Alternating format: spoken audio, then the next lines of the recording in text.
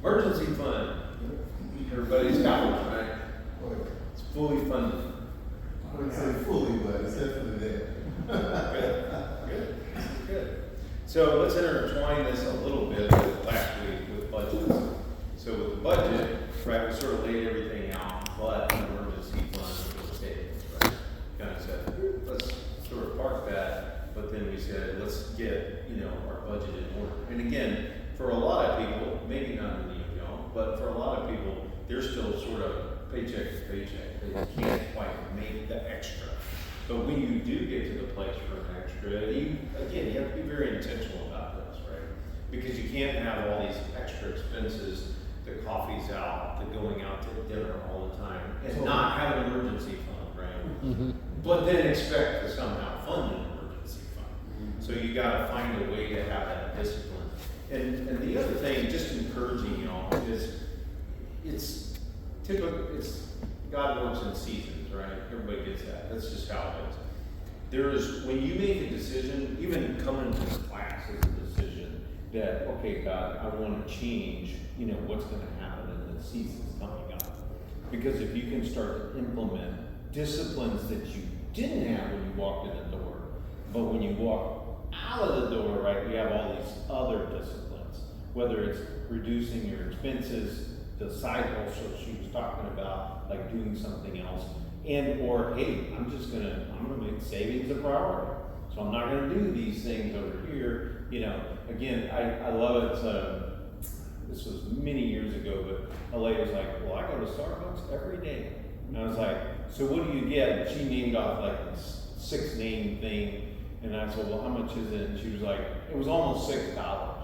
And I was like, okay, well, let's just take that. You go Monday through Friday? Yeah, I go Monday through Friday. Okay, every month? Yeah, every month. Okay, so that's 20 times 6, right? Okay, stop that, put it in a savings account, right? Just start putting, because you didn't have an emergency fund.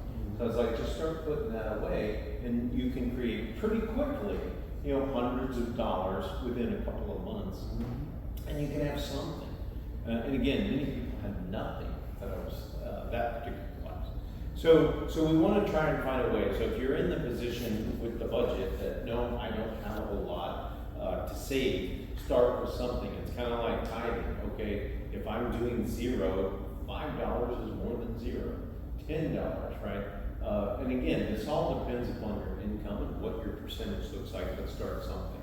So let's, we're not going to take the quiz, by the way, and say, take the quiz.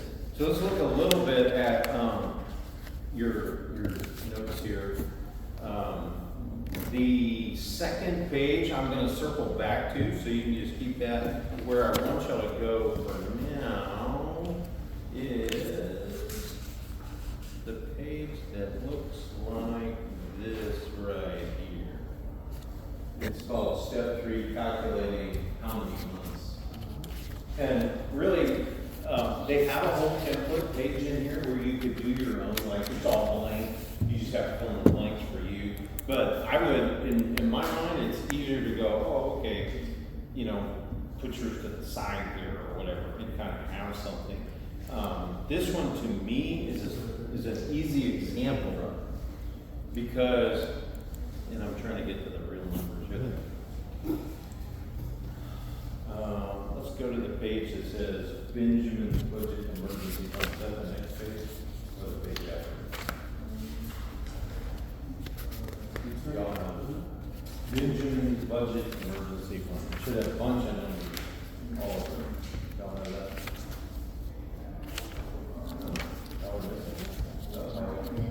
That's a problem. No, it's like halfway through. You got it? Yeah. Okay. So let's, and this, by the way, this is the same example from the budget. So this kind of carries over. But his yearly income's $48,000, right? And his yearly tithe is $4,800. That's in the second box. His yearly coming after tax and everything, $40,000. His income $3,400. So gross monthly is $4,000, right? But monthly tithe $400. So did those numbers all work out? That's interesting. Yeah. Okay. So what he's saying is, if you go to the bottom of the page, $3,000 is his number, right? But have to take the savings out of it to get to the right number, right? Because what we're gonna try to do is we're gonna try and take his total expenses, right, minus the savings, and we're gonna basically divide it in half. And that's gonna be your initial. So I always tell people this is a little bit different than what I normally tell people, because what I tell people, if $3,000 is your actual expense, your initial ought to be $1,500. So they're saying in the calculations, go ahead and take the savings out up front, and that way, kind of like I talked about last week in the budget, that way you don't think about it. It's like the tie, right? You just take it out up front and then you don't think about it. But in this case, what I would say, my advice would be 1,500. Set that up as a goal, and again, if he's not doing anything, then make a goal of 100 a month or 100 a paycheck, if that's possible, right? Well, it takes 15 paychecks, right, to get to 1,500. So that would be the best way to go about it. For you, you know, in your individual scenario, it kind of depends on where you're at, how much money you already have saved, right? And then again, some of this money, this is where it gets a little bit complicated, because you may have some money, say, like she said, in the stock market or in some sort of 401k. That's not what she's talking about, because you really can't access that money, right? And so you want this stuff to be in something that's very accessible.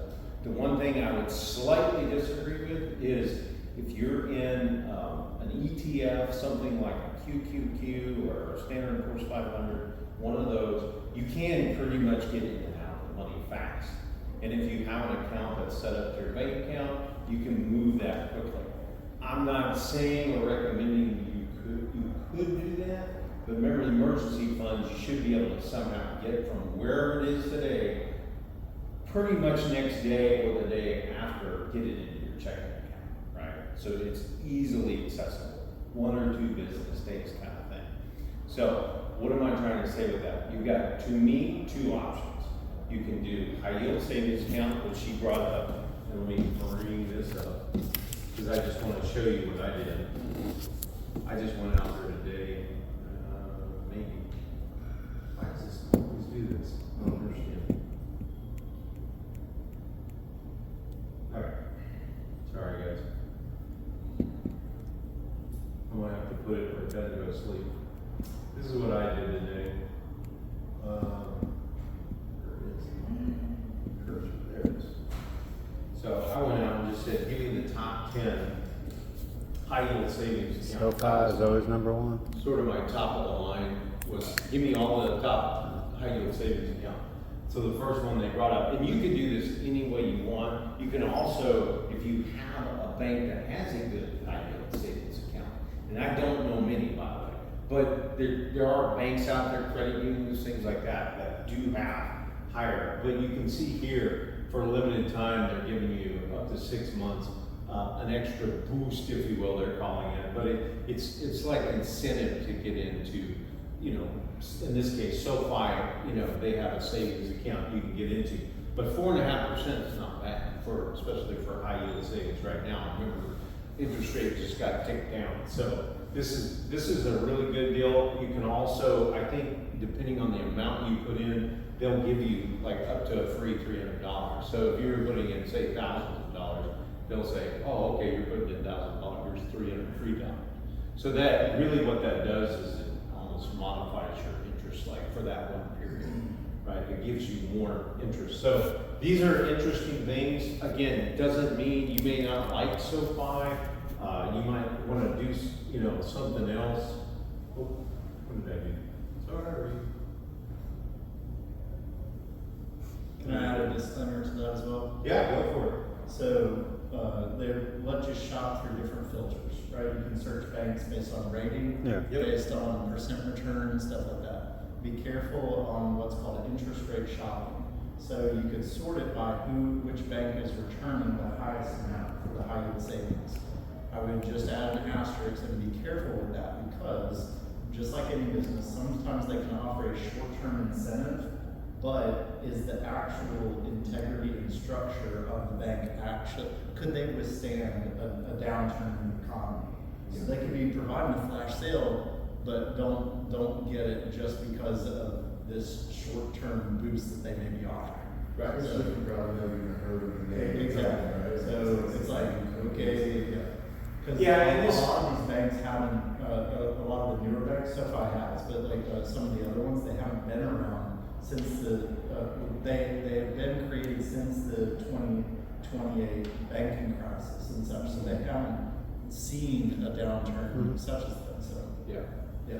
We're really blessed right now in the environment we're in, because there's not a lot of banks going bankrupt. And there's a reason, we're not in a downturn, you know, in the downturn times, and I, again, was a CFO during those, there were plenty of banks you didn't want to avoid. These that are on here, SVB.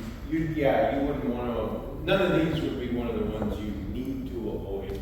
Right. Again, to me, it'd be more what you're looking for. What's the ease of getting out, in and out, and moving the money, and then, you know, again, you know, at least in part, it's, you know, who's giving you the highest rate of return.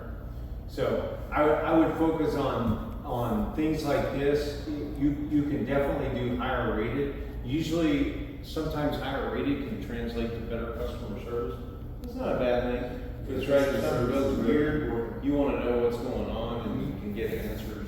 Some of these bigger companies, you know, I'm not saying American Express is like that, but obviously they're a huge company. You may or not get as good a, you know, customer service there. But this is just an example, and again, if you have, for instance, a credit union, they're renowned for having pretty good interest on different things, feel free to, you know, check those out. Like, and again, it essentially can transfer immediately, which to me, when you have an emergency, you know, time is of the essence, right? So those, now, I don't know what's going on with He's trying to teach you some stuff, man. I don't know. Could just be the I have connection no idea. too. Can I ask a question on emergencies? Yes. So, you know, we've always heard it said and everything that, you know, you needed liquid, you needed available, stuff like that. But with the prevalence of access to credit and such, not even necessarily going into debt or using the credit card for that, like as a borrower, but what emergencies nowadays actually need liquid cash to pay, to settle, you know, versus like, a lot of times if it's health, right, they allow you to put it on a credit card or something like that, or the bill isn't readily available right away, they're solving whatever emergency that you're going to the hospital. So, Right. like, with this like whole 1-2 day turnaround, stuff like that, isn't that in reality actually drawn out a little bit more than it used to be? It can be. Really what you're talking about is timing. So let's just say you kept a car zero balance, right? And you had an emergency come up, let's just use you had to go to emergency care, I broke my arm. Okay, well, they're probably gonna charge you something, so let's just call it $500. You have to be in between pay cycles or whatever, you don't have that, yeah, use the card. My thing would be, you know, if you have an emergency fund, you can use the card, but turn around and pay it off within the period of time that you don't get charged the interest. That would be my recommendation. You know, I think it's a responsibility that people don't do that. You Of know, course. they'll No, swipe like the the card and 500 say, oh, that's the a 500 is now there for Go buy 12. the Starbucks from one person, you know, Right. Yeah. pay it off. Yeah. It's funny, I always, and this,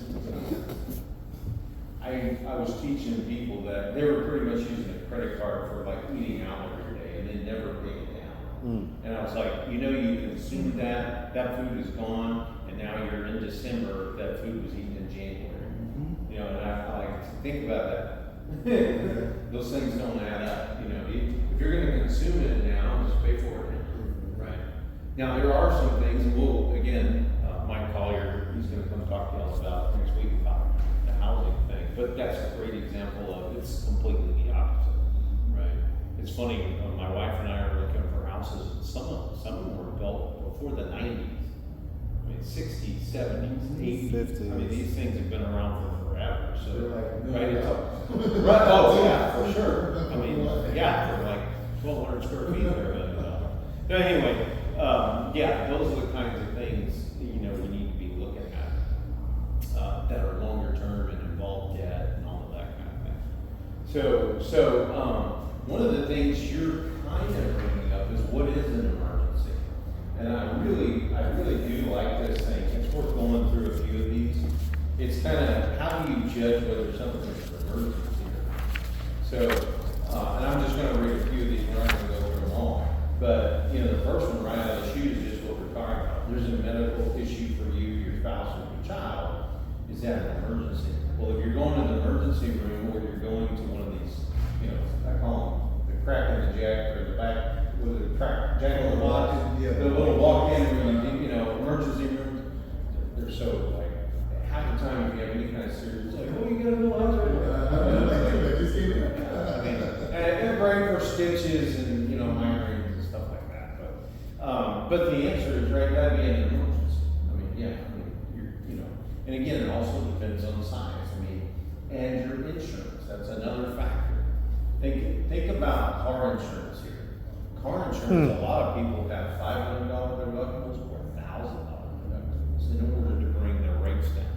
Well, if you have that, you better have that in an emergency fund ready to go, because what you're saying is, if you have let's just use $1,000 collision deductible, you get in a wreck, you gotta come up with $1,000, right? Because they're gonna short you on the money, right? If you go to a paint body shop and they're fixing it, they're gonna short you the $1,000. You gotta have $1,000. You know, you're self-insuring for $1,000. That's what you're doing. Yeah. So you might as well put it away and have it. Now, I'm not saying you couldn't designate, hey, I'm gonna use a card to do it, but have the $1,000 sitting over in some sort of investment account. And again, I don't know how, you know, average y'all trade, but if you are in ETFs like a Standard Order or a QQQ or something like that, you can trade those pretty rapidly. And so you could have your emergency fund in something like that. And you say, well, Justin, what's the difference? The difference is those accounts generally, again, over time, they're making much more interest than. In fact, I would tell you that I think the one was 4-something%. And I think the latest average for QQQ, which is, by the way, it's like investing in technologies, it's about 11% per year. That's the average. Okay, you can have one year that's better, you can have a year that's worse, but it's a place you can put money and get out of it relatively quickly. So back to the emergencies, I love this one right here. Your pension, oh no, that's not the one. Yeah, you forgot to buy a birthday present for a friend or client. I'm not sure, again, maybe it's the best friend or something like that, but it shouldn't be such a high price that you're dipping into an emergency fund. Yeah, you should be taking that from your day-to-day things. Another one, extra groceries for Thanksgiving dinner. Again, we ought to be planning way in advance, especially like our house when we lived back in San Antonio, we had probably about 10 to 15 family members that would come over for every holiday. July 4th, Thanksgiving, So you're in the Christmas, budget that. you name it, everybody would come to our place.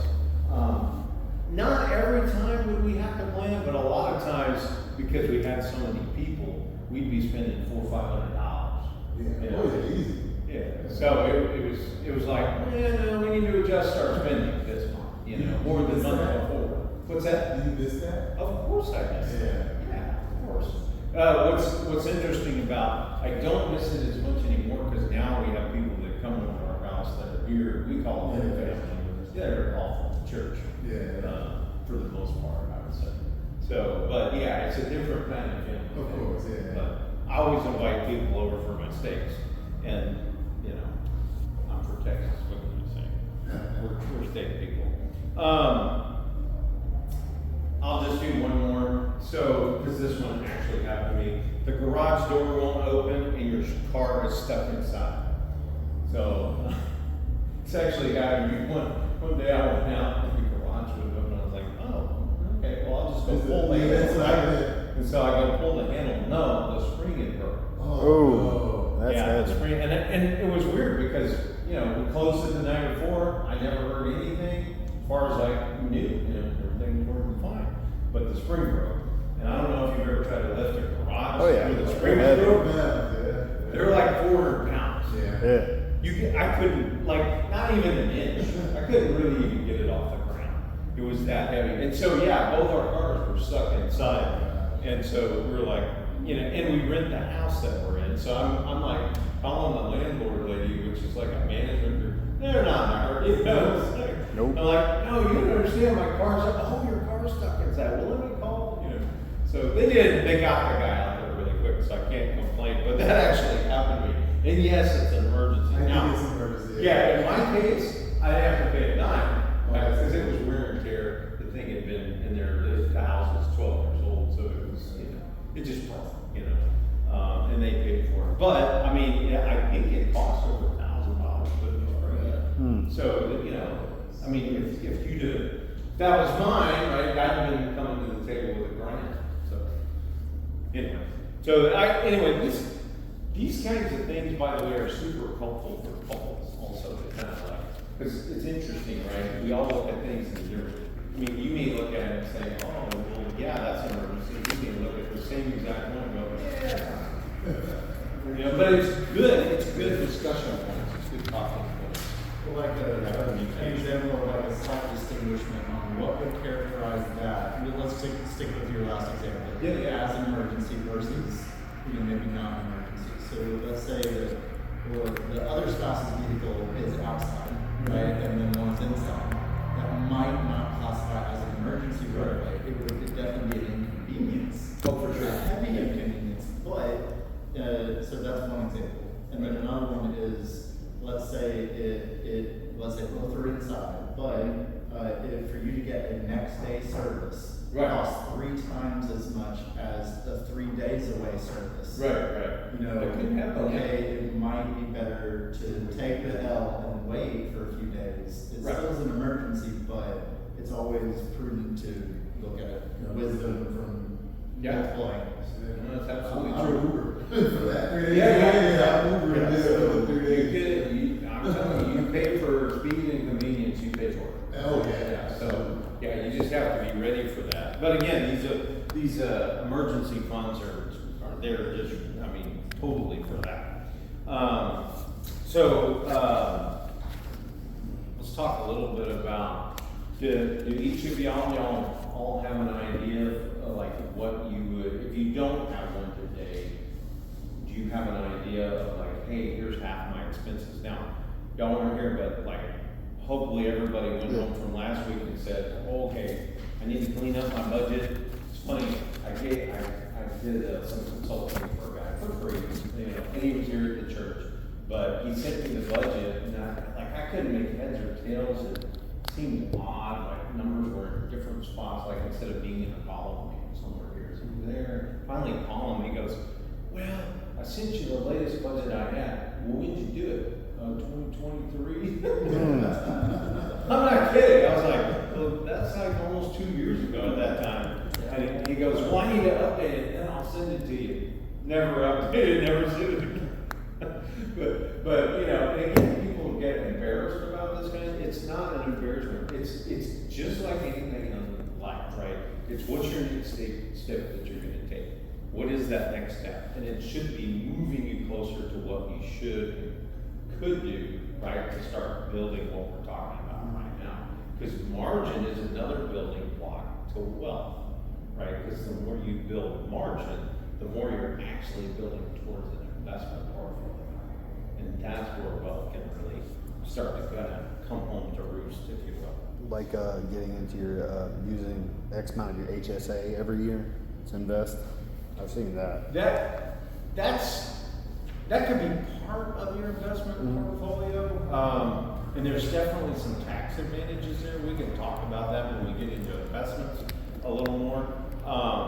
Definitely not someplace that I would, you know, like, because you can, like, I could go today and put money in my HSA, but now it's designated for health, right? So, okay, I put $1,000 in. Okay, well, give me $1,000 I didn't have for any health issue that comes up, which isn't bad. Again, to me, HSA is a way of self-insuring yourself for deductibles and or out-of-pocket expenses for healthcare, right?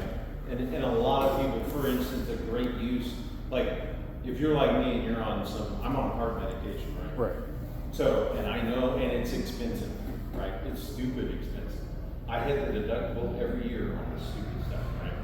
But if I knew, and I'm making this up because I don't remember how much it was, if I knew it was $2,000, it was gonna cost me, just put it in the HSA, and that way I'm using tax-free dollars. Yeah. That's how that works. Yeah. So, again, to me, it's always good to have like an HSA, but it's specific. You can't go by groceries with it. So that's why I like having an emergency fund, because you can use it for anything. It's very flexible. Hey, that's probably another good just thing to put in your mind. Any kind of flexibility, whether it's, again, you have a high yield savings account that you can do at your bank. Convenience is worth money and time. So again, just always be thinking about that in the back of your mind. The homework I'm going to give you is to go home, figure out, if you haven't already, what your total monthly expenses are, and then figure out what that 50% of your total monthly expenses are. And then what is your plan? If you don't have it, That's the budget, right? We did that. well, it is the budget, but now what I'm asking you to do is take the results of the expenses off the budget. Let's just say you had $3,000 a month in expenses. Exactly where I'm at. Okay, how are you gonna come up with $1,500? What's the plan? And then adjust your budget. That may mean you have to take some things out, right? Or adjust as best as you can what you're doing on how you spend your money or timing of it, okay? And again, we can get into some of that at a later time, but to me, again, we got a little bit in this last week, but debt snowballing stuff, getting stuff, or side hustle, right? Getting other income if you have the ability to do that. I mean, if you say you were trading and you could make $100 a week, okay, you're making $400 a month more now. What are you gonna do with that? Have a plan for it. Tell the money where to go. Okay? Is it, okay, I'm trying to work my tithing up? Okay, let's do that. Okay, I'm also trying to work in an emergency fund. And you need to prioritize which ones are the top priority, and then do that. Again, the main thing is have a plan. Because if you don't plan, again, a lot of times we find ourselves right when we're making the decision, if we don't have a plan, we have nothing to go back to. To say, oh, no, that's not on the plan right now. You know, I'm in this season, let's stick with the discipline of doing this. I liken it to fasting. I'll go back to an example. My wife and I, see how long ago, it was about 3.5 years ago, we figured out that eating differently would change our weight. And so we started eating at 12 noon and 6 p.m. So basically you're fasting for 18 hours and you're eating during the 6, but really you're hitting it, top of the hour, if you will, at 12 and then 6 p.m. And then you're not eating all those, like what we used to do. We'd have like popcorn snacks, 9:30, all that. We're not doing that. We weren't doing that anymore. I'm not gonna say we don't do it now. But my point was, I went from probably about 210 pounds down to about 190. Just by fasting. Just by fasting. That's all I changed. I didn't change my diet. It was just less, as it turned out. And what was funny is then my stomach began to shrink. I mean, literally, like I would eat, like I would try to eat what I normally would eat, and then I couldn't eat it. It was just too much food. And it's strange now. My body's like totally trained to eat less. Yeah, So- I do that now too. I make Yeah. sort of my lifestyle to fast at least 16 hours per day.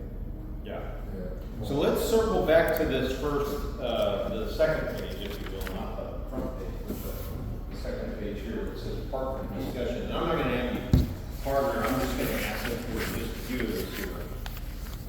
Believe it or not, we're halfway through Generosity University. Come on, y'all. Come on. And so, some things to think about.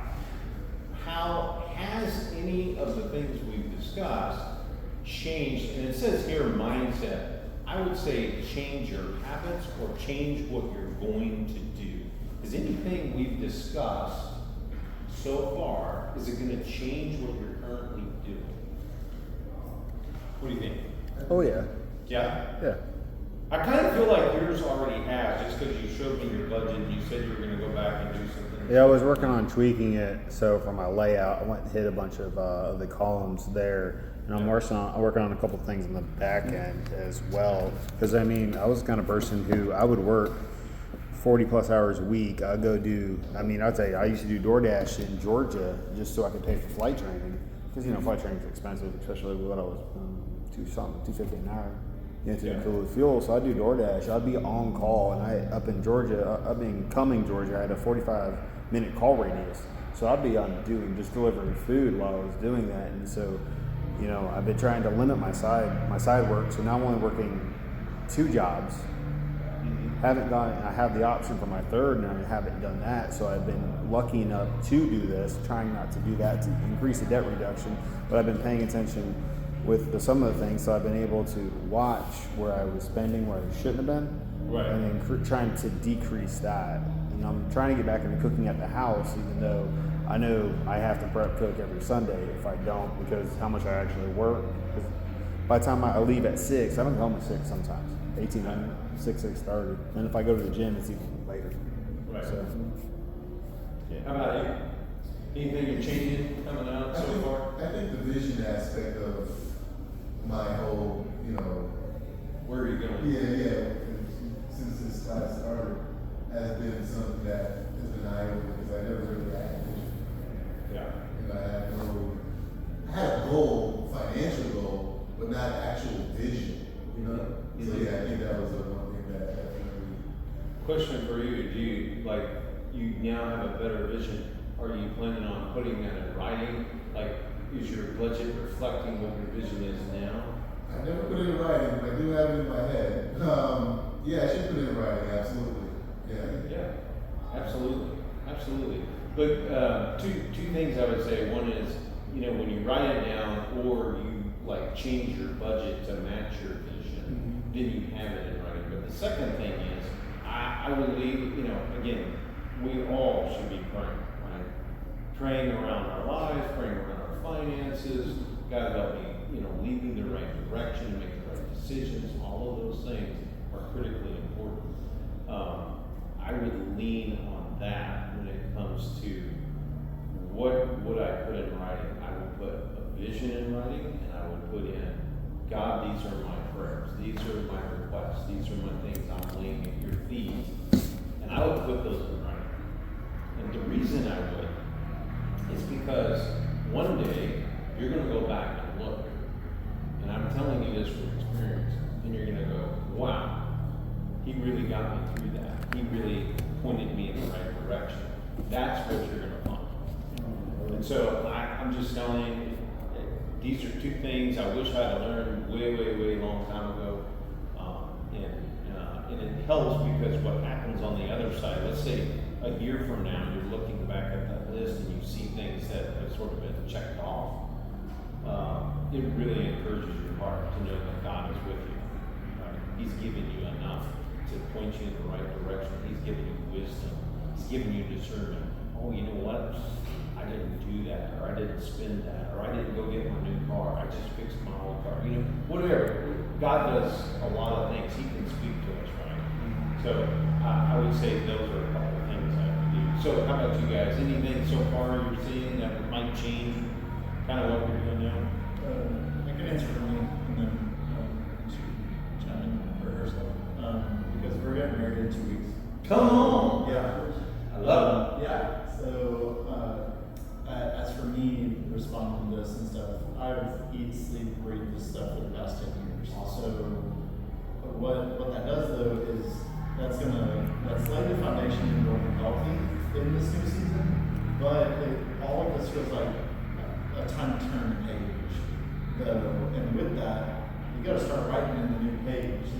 Like the context helps you and everything, but like you got to write a new stuff. You got to write a new budget. You have to set new goals. And my views also don't cut it by myself. That will also take input from another. And so that's going to be difficult because it may not be quite how I wanted or quite how I wrote it before, but it can influence it and just being flexible in that process. Right. No, that's good. That's insightful. Yeah. everything changes when you get married. As far as finances, because now all of a sudden, there's kind of this mix of what's going on. It's important, you know, I'm not giving marital advice, even though I do premarital. But the more you have kind of determined up front, like those kinds of discussions, the better off it will be. Because then you can say, okay, well, hey, this is what we're talking about. Because I guarantee you, even after you get married, your kind of thought process will change. It may not happen until you're 6 months or a year in or 3 years, but at some point, like what becomes important changes. So, how about you? Anything? A few things, but Bless you. we watched 2 videos yesterday, going back to the vision and direction, motivation behind the decision. Mhm. That's something that I think we need to consider more. Right. Yeah, this is just thinking out loud, like, you know, you talk about like people get coffee every day, like, I have had a bad habit of coffee multiple times a month or whatever, but we calculated that a couple months ago, and it was insane 1 month. And so I'm grateful and proud that like I don't stop to get coffee and whatnot, and like for me, because it really is, it's like that self-control, it's not like those habits, and for me, like being able to like drive past a coffee shop and like not stop for me, it's like that's a win, you know, to Yeah, be able to like go absolutely. past it.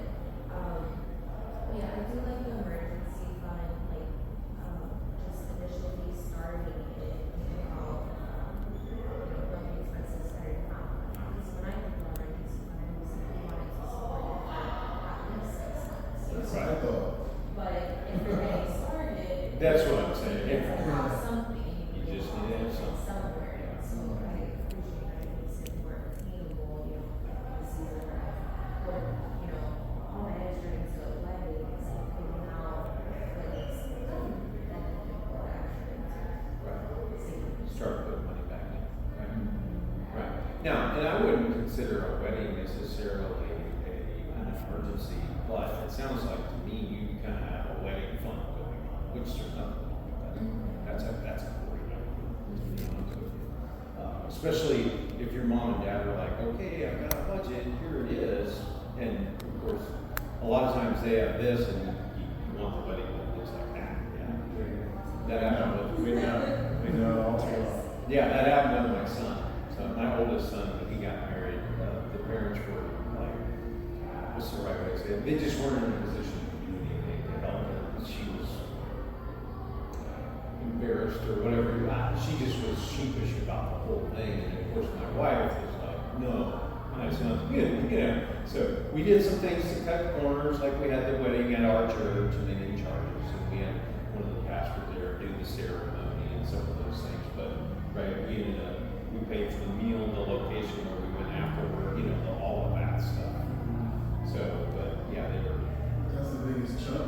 Oh, it was. Yeah, no, because we had, it turned out like, I want to say like 45 people. We had to rent out half a restaurant. We had like 45 people. And they had like a room for us, which was great. They were like the room, like people were sardines in that room. And so, it was good though. It was good. And again, you know, at the time we had more than enough money. So it was, for us, it wasn't that big a deal. So, but no, those are great points. I'm glad that I'm hearing, you know, there's already things. We've got 4 more classes to go where, again, you know, again, if you're trading already, you're doing some of those things, maybe investments, won't be as much. Hopefully I can get into some of the things and talk about some of those things as well. Some of the deeper things. And I also have some people that you may or may not want to follow on that as well. Do y'all have any questions so far?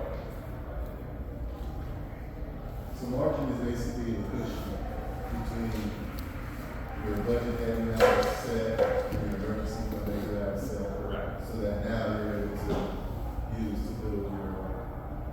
Correct. So let's kind of do what we did last week. Let's talk about the classes and how we're building this. Because we're really building a whole platform, right? A whole direction, if you will. So the first class, right, was on giving. the reason we do giving first is because we feel like if you're not tithing, you're not headed toward tithing, you know, it's hard to be blessed, right? Because the word says if you're tithing, you will be blessed. He'll open the windows of heaven. He'll pour out so much you can't even fathom, right? So that's where we started.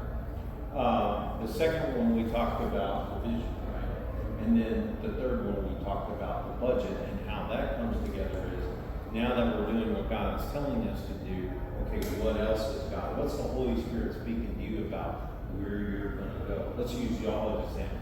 Y'all are a couple. I think God's going to use you kind of in a mighty way for His kingdom. Okay, what's that vision? Like, are y'all going to go to ALY?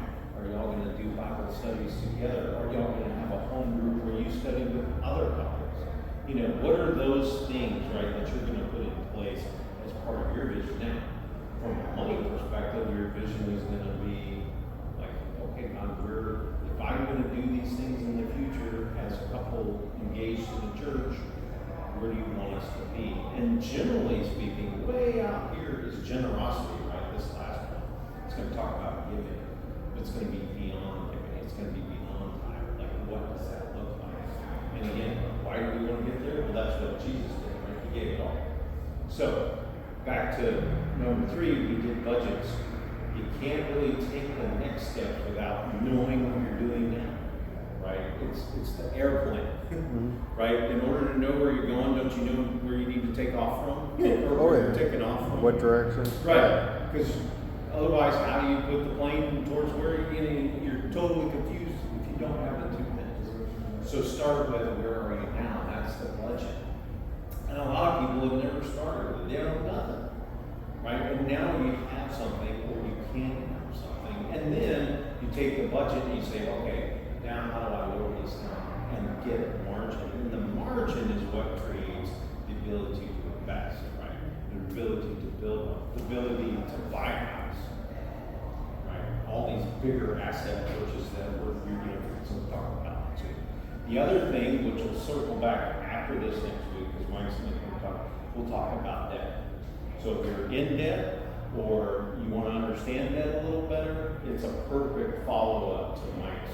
Because again, there's good debt, bad debt, right? The simple version is credit card debt, bad debt. This is the simple version. Good debt is debt on assets that are appreciating in value. And houses is the best example I can use. Some cars, believe it or not, appreciate in value. But they're mostly the upper end cars. Or the older cars. I have a 1965 Mustang, I don't have, but like if I was a guy that invested in old stock cars and fixed them up, right? All I paid $10,000 for now, it looks nice for it's $15,000. That's an appreciation. So there's those sorts of things. And then again, ultimately we're going to discuss investments. Okay, how do you take, let's call it the 6-month emergency fund now that you have it saved? And now we're talking $25,000 or $30,000, and how do we create more wealth out of that? Right, and we'll get into like some simple things about, hey, at some point you can create. I want to live off of some of the interest, and we'll talk about what that looks like. And then ultimately, okay, how can I be a generous giver? So that I'm laying that out again because I think it's really important for y'all to think about from beginning to end. Where are we going? And again, you may get to the end and go, well, that's not really what I wanted to be. But any one of these steps can help you. Any one of these steps. And I'm saying that I think every one of y'all in here wants to be a generous giver. Not only in the church. I don't want y'all to think just in church terms. Right? I mean, my wife has a goal of, because we adopted our 3rd child. So she has a goal of starting a foundation to help people adopt children. Right. So it could be anything that you have in your mind, right? About I want to be giving back some way, somewhere down here. So, okay. That's all I got for tonight. Unless y'all have any other questions. All right. Let me pray us out. Father God, I just thank you. I thank you for our time here. I thank you that you were here.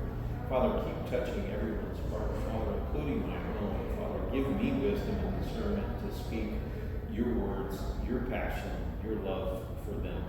Father, I thank you for each and every person here. Protect them, guide them, and have your angels walk about them every day, Father. In Jesus' name.